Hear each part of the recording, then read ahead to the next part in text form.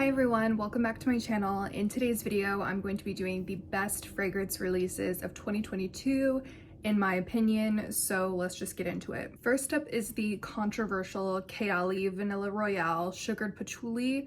I will say if you cannot stand patchouli in any scenario, then this is a no-go, but if you can tolerate it, it just needs a lot of gourmand notes. I think that this is a good one. I smell the vanilla 28 DNA.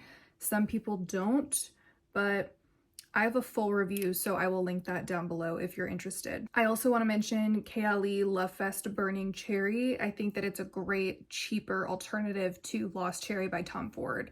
That fragrance is so overpriced and it does not have the best longevity, so I honestly think you're better off getting Lovefest. I don't own it because I do have Lost Cherry and I don't even wear it that much. I love it. It's an amazing scent. I just don't wear it a lot. So that's the reason why I didn't buy it. But I think the biggest difference is the Palo Santo that's in Kayali. I definitely feel like it's noticeable, and that's the biggest difference for me. This is arguably my favorite release of the year. This is Sweet Tooth by Sabrina Carpenter. I've just been addicted to this. It is the perfect gooey, super sweet marshmallow scent. It has a hint of candied ginger. It has a hint of chocolate, but in my eyes, it's kind of like a white chocolate or maybe like hot cocoa powder, but it's a very sweet fragrance overall. I mean, you need to have a sweet tooth to enjoy this scent. I also have a full review of this fragrance, so I will link that down below, but this is definitely one of my favorite finds this year. Next up is Very Good Girl Glam by Carolina Herrera, and I think that the scent is so delicious. This is very different from a lot of other cherry fragrances on the market. I think a lot of cherry scents can just like be a Lost Cherry copycat, or they start to smell like cough syrup, and that's not the case with this one. It's completely different. It smells like cherry pie, but like makeup perfume, but I love it. It's a very tart cherry. Then I have Skylar's Boardwalk Delight, and this is the first time I've smelled a fragrance like this. I know that there's a few other scents out there, like a Dawkins Aroma Pink Cotton. It's a super sweet cotton candy with a fresh laundry linen cotton type of vibe. It sounds like it wouldn't make sense.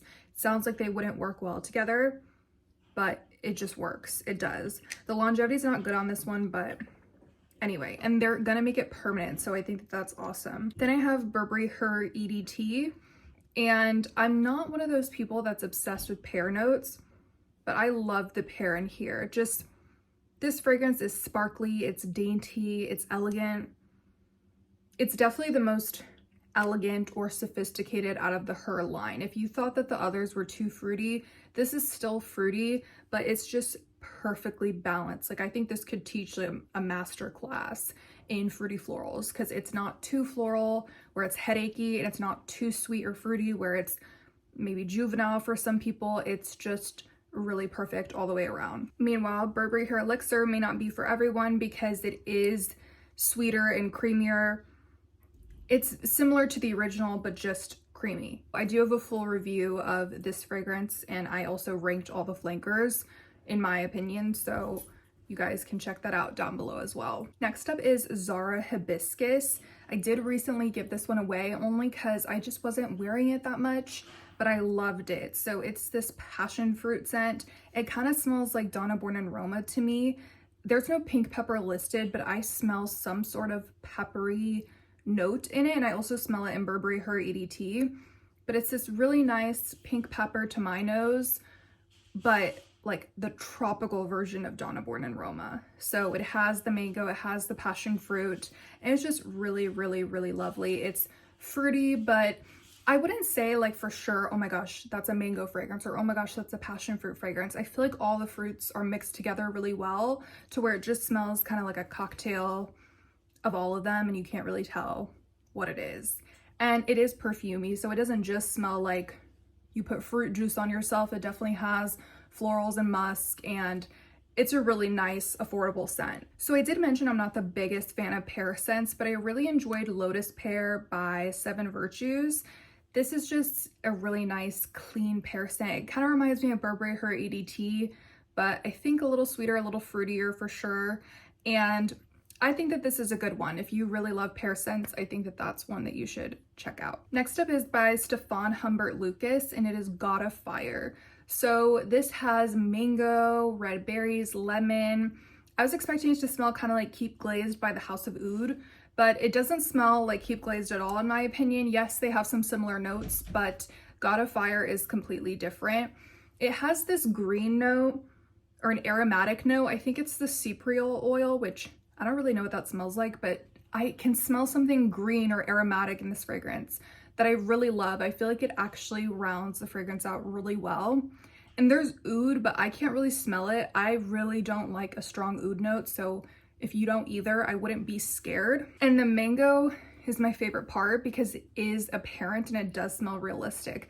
Sometimes I feel like in fragrances there will be a mango note, but you can't really smell it, or it smells like pineapple, or it's just kind of hard for them to nail the mango note, but you can definitely smell the mango in this scent and I love it. So I think that this is an amazing niche creation. I don't know if I'll be purchasing a full bottle. Just because I like something doesn't mean I actually have to own the bottle, but I would highly recommend it to other people, and maybe I would get a bottle of it if I came across a good deal. Next up is YSL Baby Cats. So I was not expecting to like this fragrance. I thought it was going to be an antique type of vanilla, but it's more of a smoky vanilla, which again, this is not something I would get a full bottle of, but I can appreciate it for the artistry and the way that it smells. Like if I smell this on somebody else, I would love it. I think it's such an intriguing scent.